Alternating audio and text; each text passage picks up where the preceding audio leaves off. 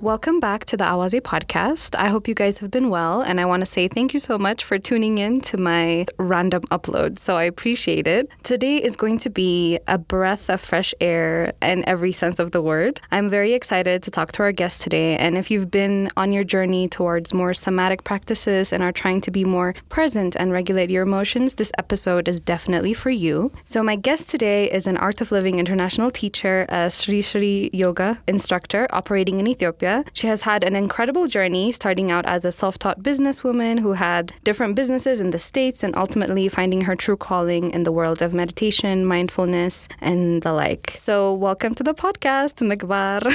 Thanks for having me, Stansai. Thank you so much for coming. I really appreciate you joining us today at the Awaze podcast, and I'm eager to learn more about your remarkable story and the insights that you have to share about the transformative practices that you've had. So for the people who haven't done an in-depth research about you like I have, give us a little bit of who is Megbar and like what's your background? Who are you as a person? A big question, but I'll see. We'll see what we can do. Yeah.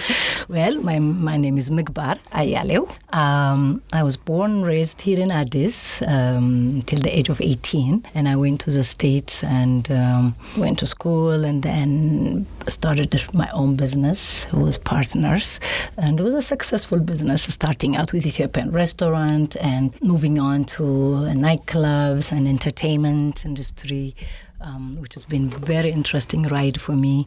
I've lasted in that business for 20 years, and for a nightclub business, it is very unusual to last 20 years that long, right? Yeah. So in that sense, it was really a very exciting time for my life. And I remember I enjoyed whatever I was doing. And it was really exciting, and we were all having fun. And then at one point, things happened in my life, and then my direction changed into searching and seeking and understanding myself and who am I. That question brought a teacher into my life who was a meditation teacher, an Ethiopian teacher. His name is Samuel Ababa. He lives in the States. And right from the start, I enjoyed just a totally different thing from what I'm used to doing. And I never even realized that I was living on autopilot. Like I am programmed and brainwashed, and I'm living my life from that stage. And it was just really eye-opener. So that got me started into meditation. And then from that, while in the business, I also realized it's really not about business, making money and all that, but there has to be something more in life than what I'm used to. So that got me out of the business. Like I walked away from a successful business. I laugh sometimes. I say, the book, The Monk Who Sold His Ferrari. Yes. I feel like I'm one of that. You sold your 20-year-old successful business. And said, I just walked into this unknown. Yeah. Where it's taking me, I don't know, but it brought me to Ethiopia. And here I somehow got introduced to the art of living, and that journey is keeping me going. It's since 2007, and the art of living journey, and it's been very satisfying and really life-changing for me. Yeah, that's amazing. Yeah. I love that. Yeah. I mean, I'm so interested to dive more deeper into that. So let me just start by saying, currently, what do you do and why? So I was looking what is my passion, what's my purpose in life, and I read Eckhart Tolle's book, The New Earth, Finding Your Life's Purpose. So I'm reading that book, and it talks about all these issues that you want to work out to find your purpose. So in that process, it says if you're doing what you love in life, you enjoy it, you always talk about it, you're excited, you never get tired, you have a lot of energy. And then I stopped and I said, maybe I am doing what I'm supposed to be in life. And then I said, because I enjoy talking about art of living, I enjoy doing art of living, I love giving the classes of art of living. So I said, maybe I already found what I'm supposed to do in this world. And now that's what I'm focused on. I teach Art of Living here in Addis. Art of Living is an international organization found over 180 plus countries around the world. We are a humanitarian and educational organization. We established Art of Living in Ethiopia and I'm offering this class now. Right now, we're doing it at Antica, but I've been offering this class since 2008, and it is a life-changing experience of yoga, meditation, and a very powerful breathing technique called Sudarshan Kriya. That's what I do right now. That's amazing. Going to the classes was very transformative, and even when I got recommended, and I got there early, and I was just parked in front of Antica and I just waiting. So I've never seen you before. I've never met you before. And I hadn't seen anything on social media before either. But as soon as I turned and I saw you coming up the hill, I just knew that it was you because I'm just like, wow, what a grounded woman. It's just like you were walking and you just felt very at peace, and you had this very welcoming aura. And I'm just like, this is a person who has peace in their life, and this must be her. Oh, that's very sweet. So I was just, even the first impression is just like, okay, I'm trying to be like her. So let's do this. And so I wanted you to better explain what the Art of Living teaches, and also what are the classes that you teach? What should people expect when they come to class? So what we teach at the Art of Living is really a very powerful breathing technique called Sudarshan Kriya, which you have experienced, and you know how powerful that breathing is. So we include yoga for the body. It's important to take care of the body. And we do meditation, mindfulness meditation for the mind, because you have to also take care of the mind. And then you also have to take care of your spirit. We are really responsible for ourselves, right? You know, we live our life what everybody's been telling us to do, from parents, the school system, culture. The whole thing is really from what we learn that we're trying to live up to that standard. Then you realize at one point, everything they tell you is not really, doesn't work for you. And you go out looking for yourself. Okay, what is that I like? What is that I don't like? So one place that you could come to discover and rediscover yourself at whatever stage of life you are in, you know, you come to our class and you learn this breathing technique. We take breathing very lightly. We take it for granted because it's a given. Yeah. It's a given from the day we're born until the day we die. We have it in our hands. But we don't really notice it. We don't do anything about it. Good thing it takes care of itself. We don't have to worry. But if we just learn to consciously breathe, consciously be present, your life changes. Yeah. So one of the things that we teach you is we teach you different types of breathing techniques, which helps you, you know, for one, oxygenate your body to keep your body healthy. These breathing techniques takes toxins out of your systems. Takes 40, 60, 70% of toxins come out of our system, which is very powerful. And then this breathing technique again helps you to calm down, silence your mind. It helps you to come to your center and be grounded, and you come to the present moment. Because every time you breathe in and you breathe out, you come to the now. And where do you experience life? In the now. In the now only. There is no tomorrow, there is no next year, there is no 10 years from now. When you get there, it's only the present. So are you living your life in the present? Actually, our teacher says, Srisri Ravi Shankar says, existence is a fact, but living is an art. So are you living your life artfully, consciously, mindfully? Or are you wind up like a robot and you're doing the task what you need to do without joy, without pleasure, just for the sake of doing it?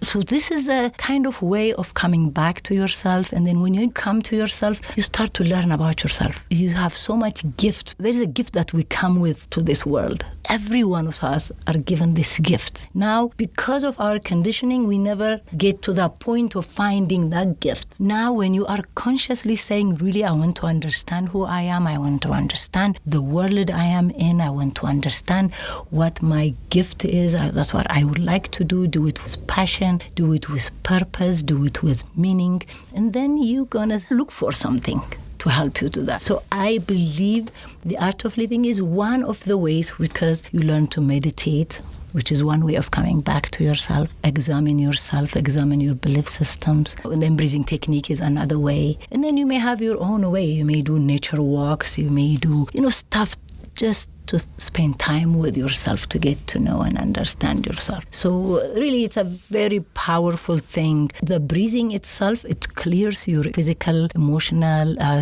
whatever you're holding in your body. So it is a great way of unblocking, letting go and excavate what's inside of you and be in touch. And that part of you is so powerful. That part of you is just the fact that you do things consciously is power itself. And then when you are conscious of your life and you do things mindfully, your life changes. You're not in this, like I said, autopilot. You don't react to things for everything, You respond more.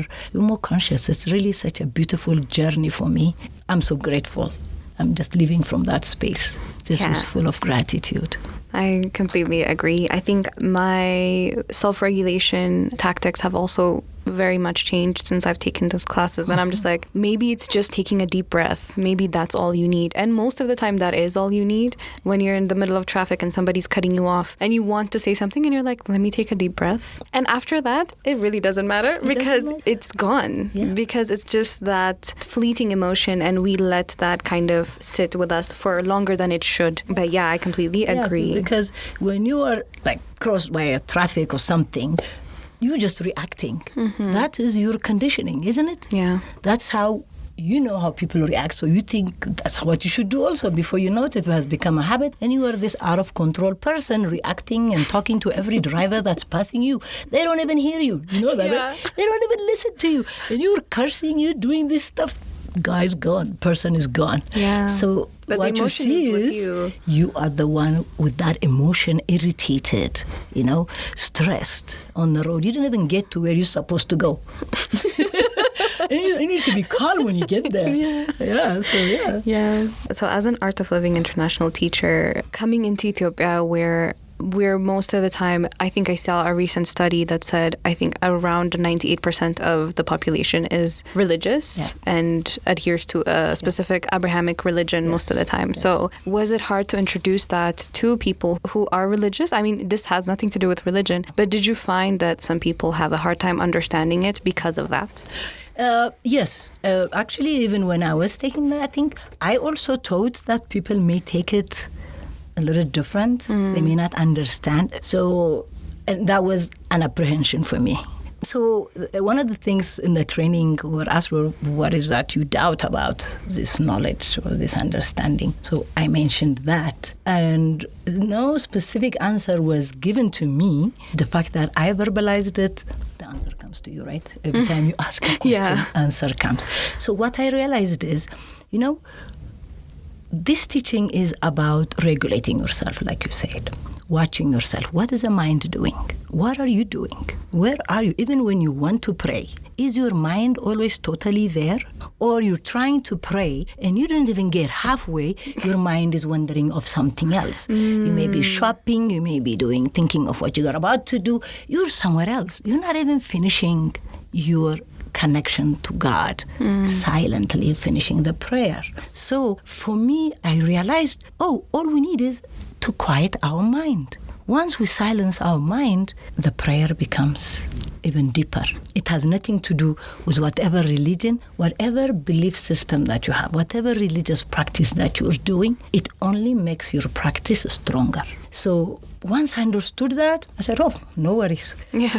Because I don't have that resistance, I really don't get asked this question anymore. So one time this Muslim guy came, and it was nice, he liked it, and then he sent his wife and sent his daughter, and he was a diplomat. And then later on he came back, doing the follow-up that we do. So I asked him, so are you doing the practice, and how is it helping you? Then he said, it's amazing. It's been so long since I did the Ramadan.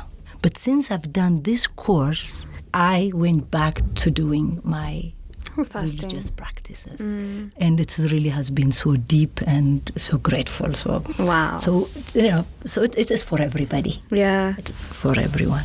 So what was the turning point for you to shift from this business mindset to art of living, if you don't mind sharing? No problem. I had a relationship breakup. It's a long-time relationship breakup. I guess I never expected it coming. It was one of those things, it's right? one of those things. We never do. It's just, oops, what just happened?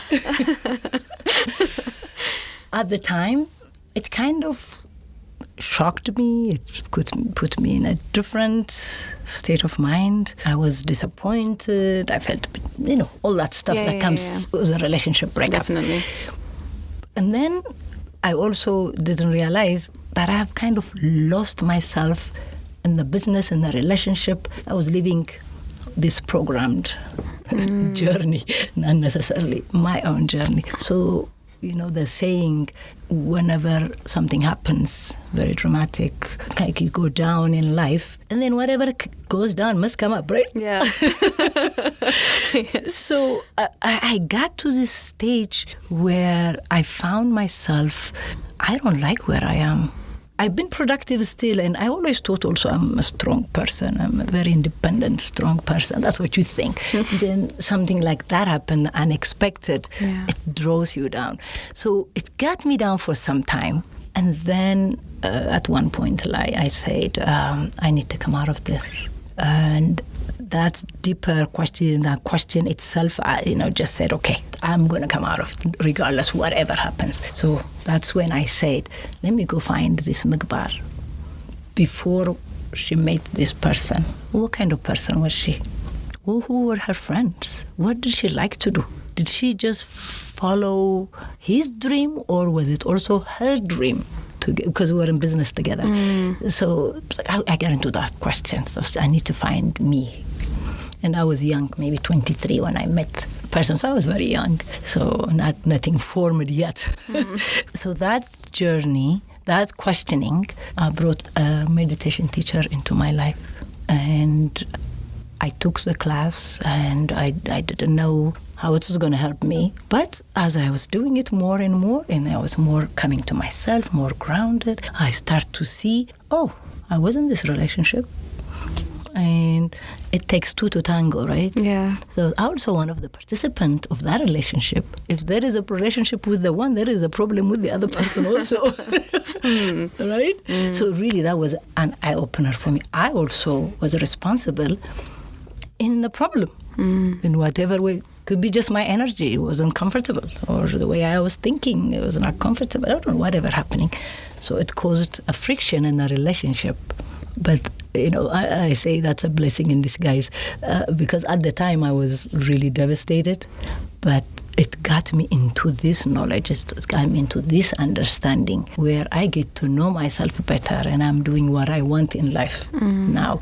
So it's that breakup of going down. There's always a saying, when you find like the right path, once everything is just gone to shit, basically, for lack of a better word. I think you've heard my burnout episode. When it got really bad is when I'm like, I need to change, because this is not a place that I need to be. Yeah. I'm not well. So that's when I decided to quit, and then, start all these different practices to change my life and also get into, more regulated, more present existence. So there is this inner knowledge. There is an inner understanding. There is a reason why we came into this world, to do something. It's going to come out. Whichever way it comes out, we don't know. In what form you're going to come back to this path, you don't know. Yeah. But when it does, you say yes. Yeah, it's transformative. So is there a specific place that you went to take this training, or is it just in the States with, as you said, the teacher called Samuel? Yeah. Is that the person who started out with him. I stayed with him a couple of years. And then my curiosity of the knowledge. But I started finding books, and I start to find centers to go to learn about this knowledge and different practices. So I went to different places. And then once I came to Addis and I joined the Art of Living, then I kept going to India for that training. And actually to this day I go to India to do the 10-day meditation, or just for myself, a retreat for myself. At least once a year I go there and do that. But that's where I trained. And overall, I like to travel, so I did go seeking. At first, I didn't know where to go or where to find this. So I went to different places. I thought maybe if I go to Thailand, I will find it. If I go to India, I will find it. If I go to China, I will find it. And I kept going to these different countries. And I went to Jerusalem. I went to Egypt. I went to Greek. I don't know, wherever this knowledge was there or ancient knowledge was there, all these ancient civilizations. So there must be something there. So I really went out looking and searching and going to these ancient places and kind of feel the energy, see what they offer and see what it is. So like that, I did a lot of travel. Where did you find it in the end? You know, it's amazing. It's in Addis. It's in Addis.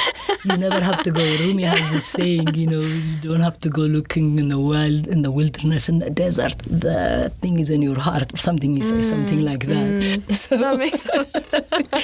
You went all over the world. I kind of went all over the world. You found it here. That's so interesting. It's in your backyard. So during your teachings here for Art of Living, what are some of the most common challenges that your students face when it comes to incorporating mindfulness, meditation, yoga into their daily life? And how do you help them overcome these obstacles? So we have a program. The first one you take for the weekend. And then we're there every weekend if you want to continue and you want to be supported and progress in your practice. But even if you come for those 2 days, you learn the practice, you learn the technique, you also learn a technique how to continue at home. Mm-hmm. So I know a lot of people don't make time for themselves. You know, it's so important to do everything else. But when it comes time to dedicate time for themselves, they don't. So in this practice, it needs a little discipline and commitment for yourself. So for anyone who is really interested, I'm there. If they don't have time to come back, they can do the practice at home at all times. Yeah. So there are also social medias where we have some meditations and some yoga so that they can do the practice. The breathing, this Sudarshan Kriya is the only one you have to come to the class to get it. So you just have to make time. So I see people don't make time for themselves. That is their challenge. I'm a volunteer, by the way. So I really show up for anybody who likes to come and do the practice. But people need to make time for themselves. And they have to see the importance and the benefits of it for them. So even if they don't come, for me, I have this thing. As many people have given the course, some come back, some I run on the street or something, and they say, from the day they learned that practice, they're still doing it. Some call me breathing lady because they say breathing lady. Because whenever they're emotional or something happens, they remember to breathe and they say they found something powerful. So they're grateful to that. So personally, I just encourage people to keep coming because it is their life and they want to experience their life fully, not just, with half-hearted. Yeah, exactly. On the run, everything is on the run. I'm busy. Yeah, that's basically everybody's thing. But also they're spending like hours on social media at the same time. So, which is a tangent. Do you believe that our use of devices have affected like our mindfulness and meditation? Oh my goodness. It's an obvious question, but I want to hear your perspective. It's taking away our ability to use our own mind. It's nice to have the information at hand. I mean, it's beautiful. I mean, this is like probably the most important time in our life to have this kind of information and connected to the world all at one time. This is really unity, right? Yeah. But if you're mindful, if you're very choosy what you're hearing, what you're listening, if you're very protective of your mind so you don't spoil your mind with all these things that's thrown at you, then you're okay. But if you're just whoever is posting, that's all you're looking at, you're not contributing anything to that, it's not adding up anything to your life except it's taking away your focal points, your mindfulness. And you're wasting your time too. You're not learning anything. So I say guard your mind. Use it really wisely. But nowadays they even say they're going to have a Neuralink kind of thing. So, I mean... Insane. It's insane. We're the one creating this technology. Yeah. And now this technology is going to be controlling us. It just doesn't make sense. Yeah. Giving away your power. Autonomy. Just willingly giving it away.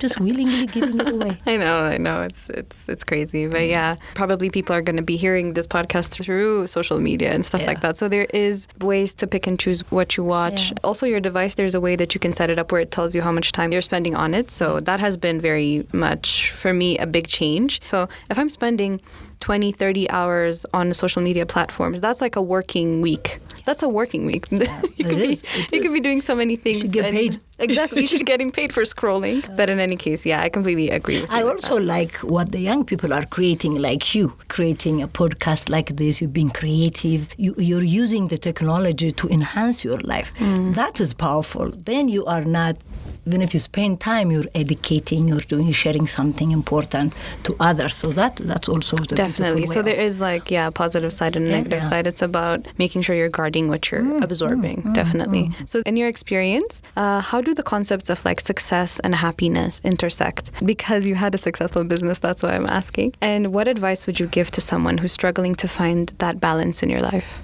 Yeah, we'll always go seeking for happiness, right?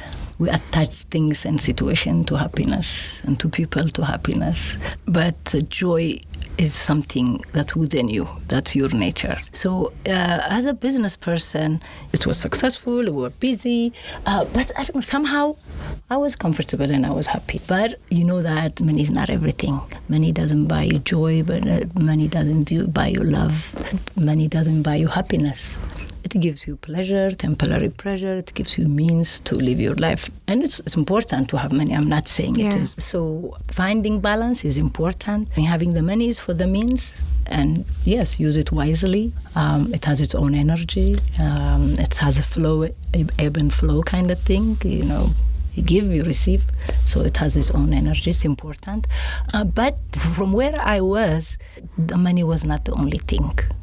There was something missing in me. That's how I felt. So to find that is when I walked out. And when I found myself, I'm not saying I'm still making money, but I'm allowing money flow for me. into, So you still need to work, but doing something you love, doing something you enjoy has more meaning for you. It will always be lighter, more energetic, more joyful in life. Like I see parents, they work hard for their kids, they work hard for themselves. They want to give or provide for their kids and family, but they never create that connection with their kids because they're always busy. When you ask them why you don't spend time with your kids, they say, but I'm making money for the kids, for my family, I'm working hard. So they lose that quality time that they could spend, that love and connection that you create with your kids. You end up working, and at one point the kids leave. Even the kids go, and you've never created that connection. That bond. Even though you love your kids, you did everything for your kids, and you're not connected to your kids. So having money is good. It's fine. Find balance, though. That's not the only thing. Connect with people. You know, spirituality is that understanding we are connected. We are all connected, and there is this higher power that connects us all together. So finding that balance is important. Yeah. From any of the people that you've worked with your students, can you share like a personal story or experience that illustrates like an impact that you feel like you've had on an individual life? Like what's the first person that comes to your mind? You know, the other day I ran into somebody. I was in a restaurant sitting, and there was this girl. I don't recognize her, but apparently she recognized me. So she came by after she finished her lunch. I was still eating. She said, "Oh, excuse me, are you a meditation teacher?" I said, "Yes." She said, about 6-7 years ago, she said she came and took the class. And to this day, she's doing the practice, and it has changed her life in a big way. And I was saying, "Oh my God, thank you. Just keep it up." And I don't even remember her. That's how long ago it was. Wow. But I see it makes a difference. And then I also I don't know if you noticed in the class, I ask, what did you get out of it? And what I hear from the participants is what keeps me going. Because they all get something. They all get what the practice is, what the whole concept is. They all get it. And then once you get it, it's like I planted the seed. Yes. How it sprouts, when it sprouts, it's up to them. The main thing is I have delivered. They have accepted it, and that I know it's in there. Yeah. So that gives me high. That gives me an excitement, Definitely. and that keeps me coming back to do this. So yeah. Even the first couple of days, everybody was talking about how relaxed they felt, how more present they felt, and sensitive too at the same time, because you just notice things that you don't notice.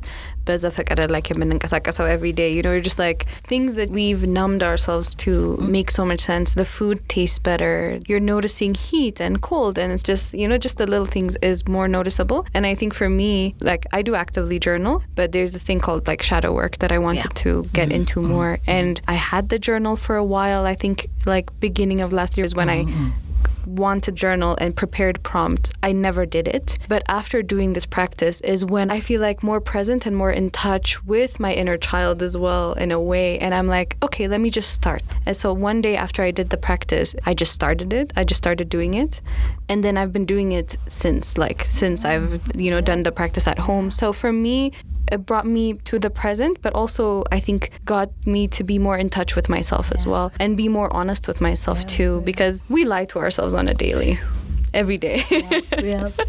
So it started me on that journey as well. I've had this thing in the back of my mind, but this enabled me to continue and go forward. Yeah, really, because the work never ends. Because imagine, from the time you were born to this point in your life, you've had so many experiences, good, bad, and everything. So now you don't even know what happened when you were a kid, but it's affecting your life now. You know what I mean? So those shadow things, you need to work it out. To work it out, every day is a lesson, right? So whenever you encounter some disappointment, some emotional stuff, you say, oh, why did I react this way? Why did I have these emotions today? I need to examine that. I need to go back, see where I picked that habit. When did this emotion start to be overwhelming? When did I pick it up? Why did I pick it up? What was the situation? How can I remedy that situation? How can I go back and correct that situation? So every day becomes a practice like that, especially if you're journaling. I mean, that's a beautiful thing. Journaling is really a way of releasing, a way of letting go. And memories would come. When you start to write, a lot of would come and you can reflect on it. And because you're looking at it objectively, it doesn't take so much emotion out of you. And then you can really learn to manage and change your way. So yeah, good for you. Good for you. You should do a journaling episode. Podcast. Yeah, you're right. It is so powerful. It is. It helps a lot of people. Definitely. For me, coming back into the present and being more aware is what started making me question things. I'm like, am I reacting to this thing because it made me angry, or is it because it triggered me in a way that I was triggered before, and I'm just doing the learned behaviors and reacting in the same way that I did just because either I've seen other people react to it or it reminded me something in my childhood. Exactly. So it's just so many things that we do on a daily that we don't know if it's like, am I responding to the stimulus, or am I responding because of a trigger? Exactly. It's really such a powerful process to go through, because that takes commitment, that takes willingness to really look at yourself honestly and see how you're going to come out of it. And the answer is within you anyhow. You're going to find the answer within you. But that questioning I think is important. Good for you. Thank you. But this exercise is what is more bringing me to the present and asking those questions as well. So if you could share one key piece of advice with the listeners, what would it be? I ask people to come back to themselves, to live their life consciously, really mindfully. Don't let this moment pass by, because being in the present moment enhances everything. You're open to everything. You're able to see things clearly. You're able to understand things clearly because you are totally present. You're alert and present. So come to the present and live your life fully. Be responsible in your life. Don't keep blaming other people. The more responsible you are in your life, the more powerful you become in your own life, the more grateful you become. Because whatever is happening, if you take responsibility, you don't blame it on anyone, you don't shift the blame on anyone. You learn from whatever is happening, and you just become powerful. And so I tell people, don't go out looking for stuff out there. Your joy, your happiness, the love that you're looking for is already inside of you. Recognize that. Bring that out. Bring that out. live your life consciously, really. Live your life with awareness. There is so much that comes on our way and we keep missing it because we're not present. They say opportunity comes in a silver platter or gold platter and you miss it. It's gone because you are not aware. It came to you, but you missed it. So don't let that opportunity go away. Opportunity comes every day. Especially for young people, really being on autopilot is not an option anymore. So much going on, so much knowledge is out there, so much things are out there for the young, and things are changing in our world. It's more like we have to come back to ourselves, be our own leaders, Know that you're a very empowered person. You have so much to share. So what is that you have? Bring that creativity out. It's already inside. What is it for you? Ask. Keep asking. They say, ask and you shall receive. That's true. So like that, I ask all the young people to be more conscious, live their life artfully. That's beautiful. Yeah, they also say if you don't ask, the answer is always no. Yep. So in this next section, we have like a little rapid fire fun question segment. So so the first one would be like, if your family members were to describe what you do for a living now, what would they say? They know I'm having fun. They thought when I stopped the work, they thought I was crazy. Now they say, good for you, How did you know? I said, I don't know. I was guided by my heart, so, I'm having fun. So they would say, like, she's chilling, she's having fun right now. I'm having fun. I love that. Yeah. That's awesome. I want to ask, what's like one song that was a staple at your nightclub that you have fond memories of? In the clubs, we have different rooms. Mm-hmm. So I used to hang out mostly in the jazz room or in the oldies room. Okay. Because I get relate to it. It's chill.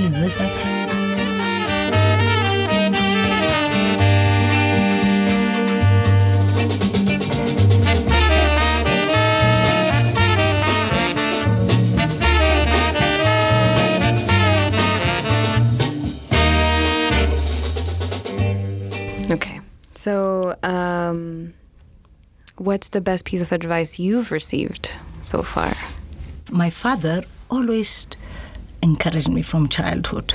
Really, that was his thing. We're like 9 girls, 2 boys. Wow. It's mostly girls. Wow. So I don't know if he understood that unless we're educated and we do something with our life, we'll just be housewives forever. So he always used to encourage us to read, to study, just to be good at something. So I would say my father's encouragement is always in my ear, Just go for it, not to be fearful, not to be shy. Just go out there, do what you can, but educate yourself, learn. That I hear in my voice, in my head. This sounds like my dad too. You see? Exactly. It worked for me. Yeah. Actually, I took it to heart. My father was not educated, but he wanted to make sure that we're educated. But he'll bring us books. I don't know where he brings it from, but he'll bring us books to the house and encourage us to read. So that's why I like that part. Wow. Yeah. Oh, that's so profound. Yeah. So, but since we're wrapping up, can you tell the listeners where they can find you, any social media platforms, or where they can come to take the classes and everything? Right now, we are at the Antica Restaurant and Garden Inn by Bole. I offer the classes on weekends. They can call me. You can maybe provide the number. I can put it on the description. You can call us. You can do this course. It's very powerful. It's life-changing. It's very transforming. You can find me there. We have theartofliving.org or on YouTube. We have a guided meditation, yoga practices, and knowledge from Srisri Ravi Shankar. Because knowledge keeps you in the path. When you're immersed in the knowledge, that is when you grow. So knowledge is important. So whenever they get a chance, it doesn't matter. Knowledge is important. That's awesome. Yeah. So I'm so glad. I'll put everything in the description. Thank you so much for coming. I really do appreciate it. Thanks, Tiz. I really appreciate that. Thank you. I appreciate that you came to the course. And then when you asked me to come, and I said, she knows what I'm doing. So we can have a nice conversation. Yeah. So definitely. thanks for having me. You're doing a great job. The young people need to be inspired, motivated, and do what you do because pass on what you know. Yeah. Share is important. So Definitely. good for you. Thank Good for you. Keep Thank it up. you so much. Thank you. And that's the end of this episode. You'll find all the information that you'll need in the description down below. And, well, we'll see when the next upload is going to be. So thank you so much for tuning in. Bye.